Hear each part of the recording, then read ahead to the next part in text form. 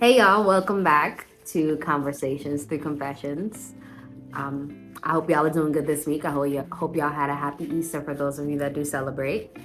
Um, this week is going to be, for me, it's going to be very telling, but every week has been telling so far. So I guess I'm just gonna follow along with the trend of the other videos. Last week we talked about our value or how I based my personal value, the way I felt about myself, the importance I thought I had in the world and to the people around me. I based that on the validation that I was getting from the people around me and how I had to go about restructuring the way I thought about myself and the way I saw myself and my place in this world in order to not just completely seek validation, especially since the only validation that really mattered to me was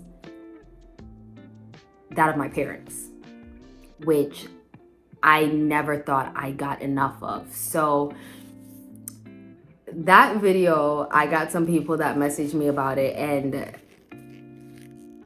as much as I like that you guys can relate to my videos, I also don't like the fact that people are having to go through some of the same things that I went through. Like it actually makes me kind of sad to think about. But I am glad that for those of you that are reaching out, for those of you that are feeling some type of way about these videos and it's making you think about your life or look at yourself from a different perspective, I am really grateful for that. And I'm grateful for the conversations that these videos are fostering. This week's topic is You Attract What You Are. Subtitle, Respecting Your No.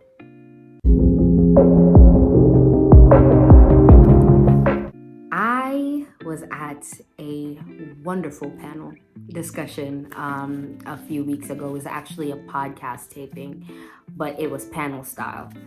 And one of the panelists, as they were talking about relationships and like romantic relationships and the relationships that they were having with themselves and with their friends and whatnot, one of the panelists actually mentioned, I want to say it was a she. She spoke to the fact that we tend to attract people who have similar qualities or character traits that we have, and a lot of the times we don't even notice that that's what's happening. So for example, for me, I always ask myself the question, I always ask my friends the question, why is it that this type of guy keeps talking to me?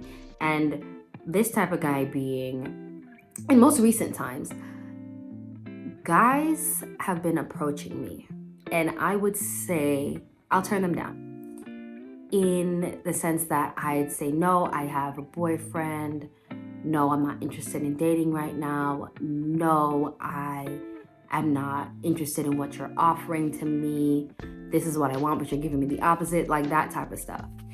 And it's not like I'm opposed to dating. It's not that I'm not willing to date. It's just that after having an initial conversation with these people or whatever relation I might have with the person, whether I work with them or I know that they're in some type of relationship or they have some type of drama going on or whatever, I'll turn it down. I don't need that in my life, right? And a lot of times, these guys are not taking no for an answer. And I remember a couple years back, I was having a conversation with one of my friends, and he said, a lot of times guys take that initial no as a challenge to change your mind because they think you're just saying no to the unknown. So if they continue to pursue you, they feel like eventually you're going to say yes. They're going to wear you down and you're going to say yes. I'm not that girl. I'm not the one. I'm not the one, the two, or the three. So recently, though, I've been getting guys that just like, they just will not take my no for an answer. It's almost like the no is bouncing off of their ears like, Maybe if you keep trying. And it's been puzzling me for months. I'm like, Shay, why the hell are these the type of guys that keep coming at you? It's not the guys that are just like, okay, I respect that you're not interested. I just wanted to say whatever you want to say. And then you keep going. No.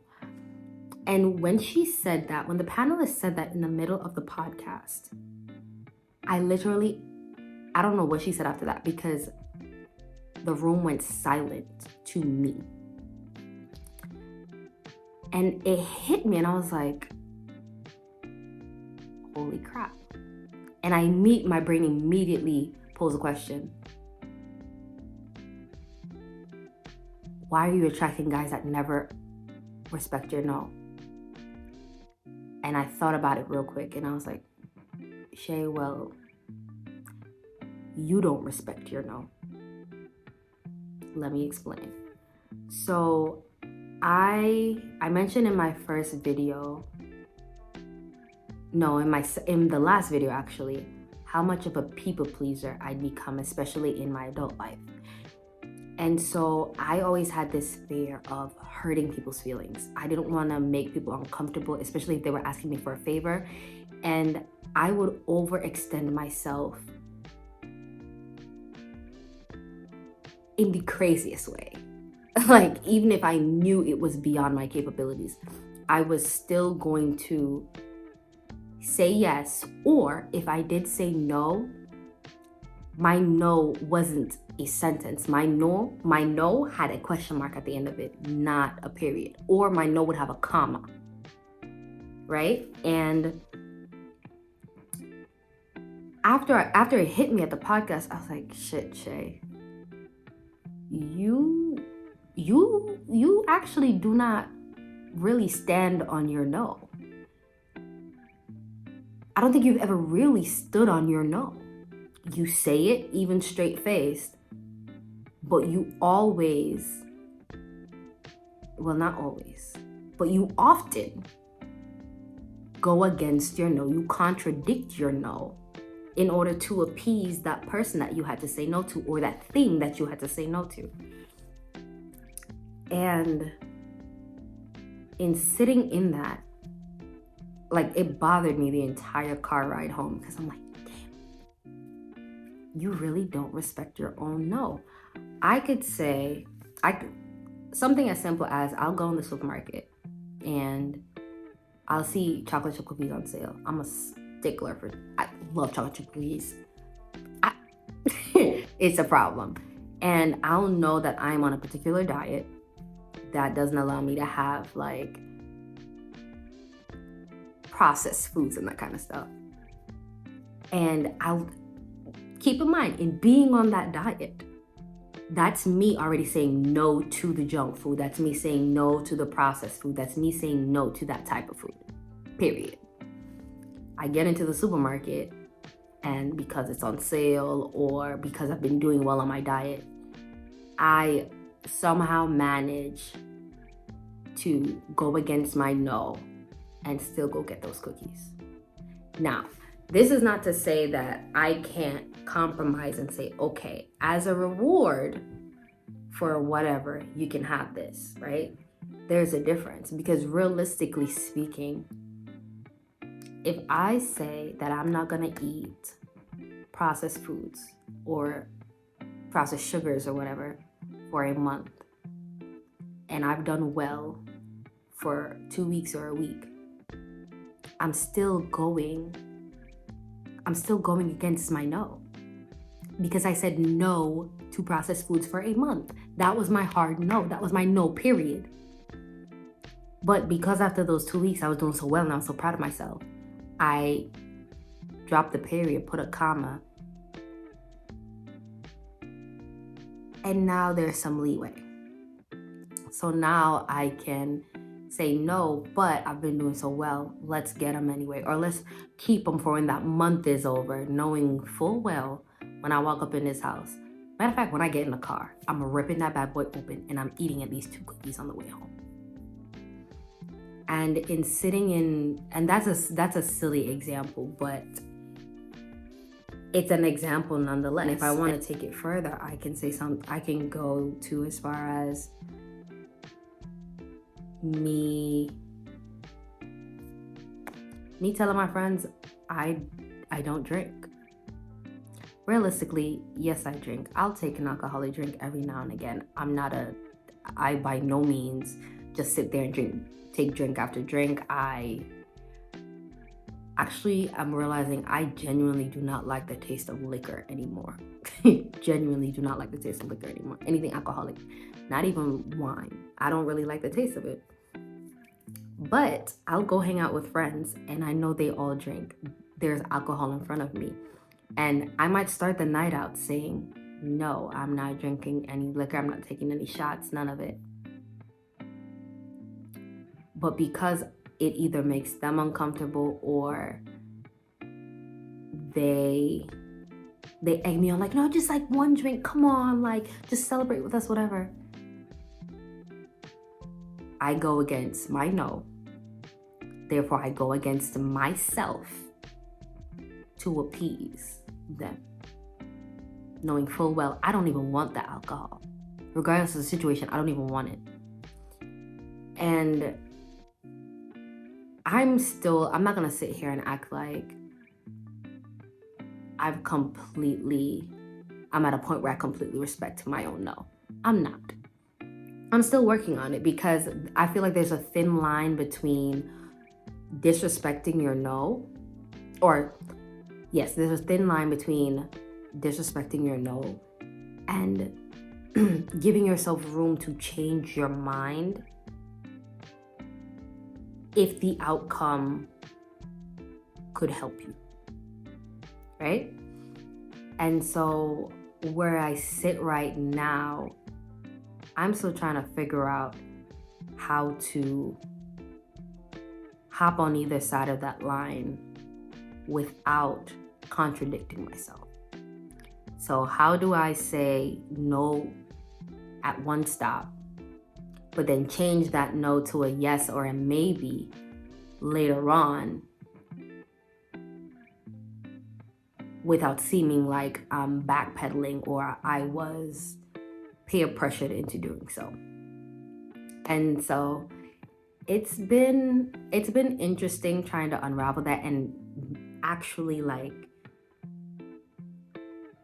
paying close attention to the instances where I'm sitting and I have to tell myself like, no, sis, you already said no. Sit in your no. Respect your no. The no is a period. It's a sentence. That's it.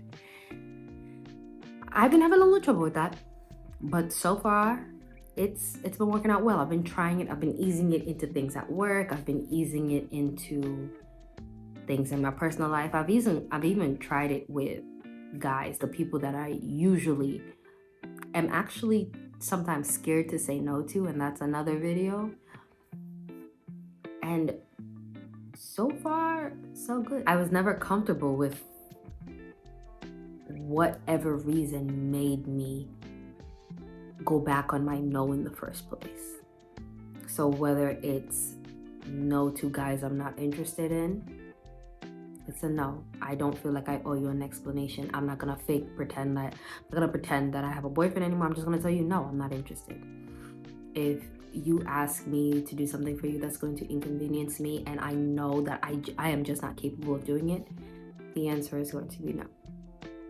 Now you might get I will try my best to get it done. Now that you can rest assured. If I say that, I'm most likely going to try my best. That doesn't mean it's a no. That could very well mean I can't see how it's going to work, but I'm going to try my best to make it happen. But if I say flat out no, that's just gonna have to be my answer.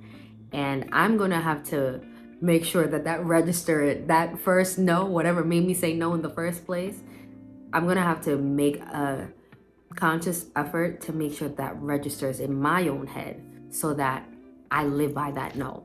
I eat, breathe, sleep on that no.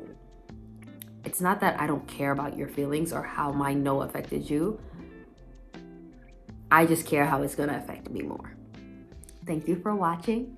Thank you for your support. It really means a lot to me. For those of you that watch my videos, subscribe, comment, like, and share my videos to your friends and family. I really appreciate you. Until next week.